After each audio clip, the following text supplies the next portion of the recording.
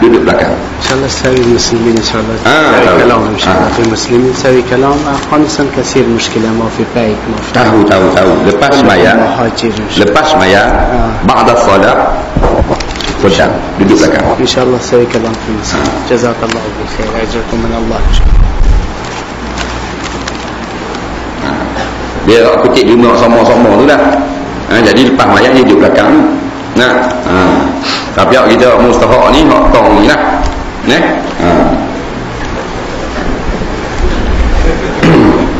Kita nak buat kutipan derma, nak buat menara.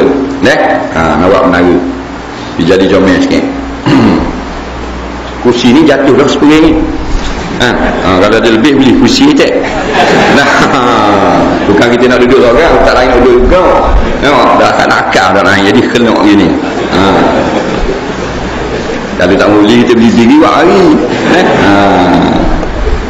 Kubur dah, dia tak boleh taruh badan.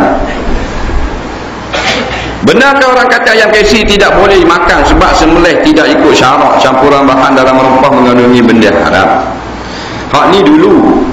Tapi sekarang ni dipegang semuanya oleh orang Islam. Satu orang saja dia bukan Islam dalam senarai pemegang saham besar KFC. Dan cara sembelihnya pun telah pun diiktiraf oleh syarak. Kalau kita nak ikhtiar, kita dah makan, kita atas jalan pakok kira boleh dah. Tetapi bayaran pula daripada pihak KFC kepada KFC Amerika itu.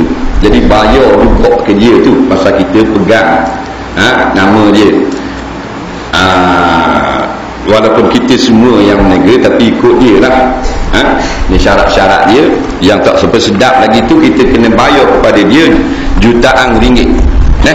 Jadi KFC hak Amerika tu kita masuk dah, memang membantu Yahudi laknatullah. Jadi atas dasar makan halalnya halal pada syarak.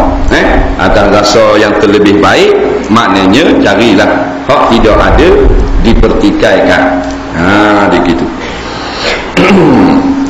Boleh tak makan ubat mengandungi kandungan alkohol yang sedikit? Alkohol ada sedikit, boleh tak ubat tu kita makan? Jawabnya obat-obat ni dia bukan makanan, dia berubat. Makan lain, cuma telan. Sebenarnya dia bukan makanan, dia telan saja, tapi orang panggil makan obat. Wak benda tu makan obat. Yang sebenarnya bukan makan obat, telan obat. Kita kena telan benda tu, ubat dalam. Makan lain, kita ambil kesedapan menyebab makanan tu.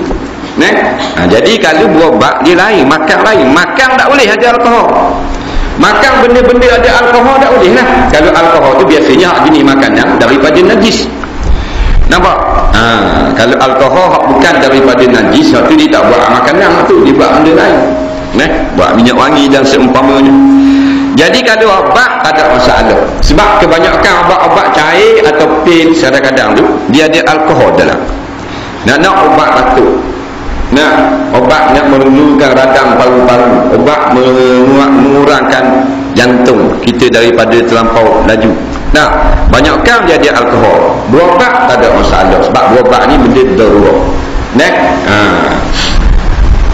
Kalau najis benda tu, maka ketika tak ada lah obat lain, boleh berubat dengan najis. Yang boleh berubat dengan arak. Arak memang tak boleh berubat. Arak saya boleh minum kata ulama. Tu pun ada khilaf ketika kita lekat. Berubat tak boleh ketika kita lekat. Gaduh-gaduh makan apa benda ni, goreng cepedok, lekat putih cepedok takut. Dah tubik. Air tak ada sedikit, ada air arak sebotol. Nampak? Nak ambil air tak ada dah. Pakai memang belalok dah mata-mata. Ada ulama kata masa tu bukan nak buat berubat, nak suruh masuk air tu jadi lepas tekuk. Bukan atas dasar berubat, lekat barang tekuk. Faham? Jadi kalau obat cair hospital, klinik dalam tu ada alkohol, diharuskan pada syarat. Lepas tu kadang-kadang dia kata jangan memandu kalau makan obat ni. Biasa dia ada alkohol. Obat-obat batuk budak-budak minum tu kan, alkohol tu, obat batuk tu. Cuma yang alkohol tu benda biasanya kurang mengatur. Kalau alkoholnya tinggi, boleh-boleh ada sebotol sekali minum. Budak-budak set obat batuk, ingat dia minum sudu mak dia batuk, dia sebotol. Nah, sudu juga, sudu bulan. Ada. Ayah kong batuk sama. Nah, ngemak. Anak itu tak batuk warna 15 botol sehari tak.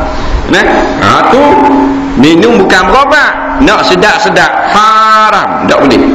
Kalau kita batuk minum ada alkohol dalam kerana batuk harus.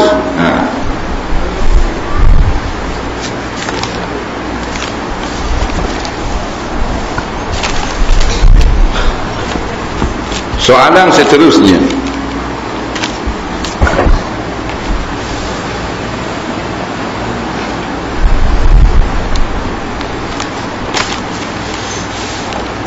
Bagaimana kita nak jawab soalan yang tanya oleh orang kafir yang berbunyi sekarang ini Allah tengah buat apa?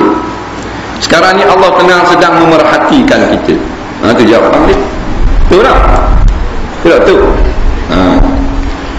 Berapa peperangan yang dilalui oleh Nabi Muhammad sallallahu alaihi wasallam? Berlaku khilaf di kalangan ulama-ulama. Peperangan yang dilalui oleh Nabi Muhammad sallallahu alaihi wasallam. Ada satu pendapat mengatakan 5 peperangan, ada pendapat mengatakan 11 peperangan. Yang kecil masuk dengan yang besar. Perang yang besar sekali ada 3 peperangan. Paling besar. 4 peperangan. Perang Hudud ada perang Badar, perang Uhud, perang Hunain, dan perang Tabuk. Apakah hukum?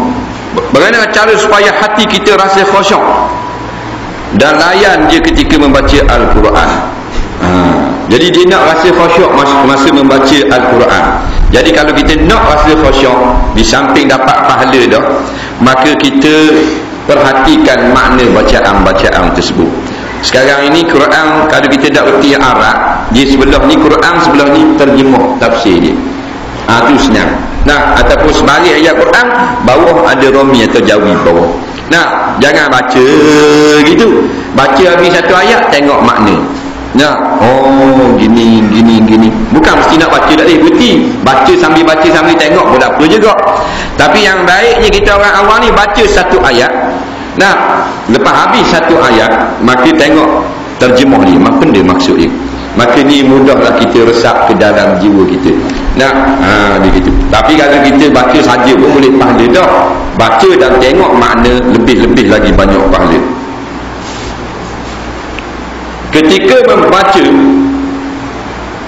2 kalimah syahadah, ketika duduk tahiyat akhir, bila masa nak angkat jari dan turunkannya kembali, kenapa Nabi Muhammad SAW buat begitu? Apakah hukum membuka aurat di depan Quran waktu itu seorang diri? Dia kata masa baca tahiyat, dia ada syahadah, asyhadu an la ilaha illallah wa asyhadu anna muhammadar rasulullah. Hukum angkat tangan ni sunat, bukan wajib, sunat saja ni.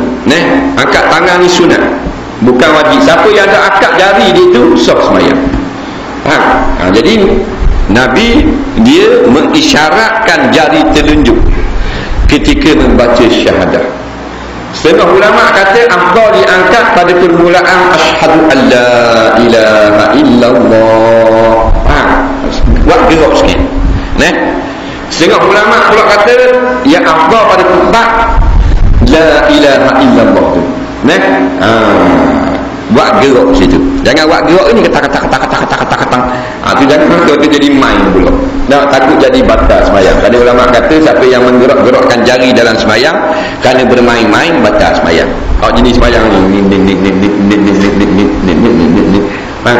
tu batal kalau dia tu. Kalau dia tak buat, memang dia gerak jari dia, memang gerak sama.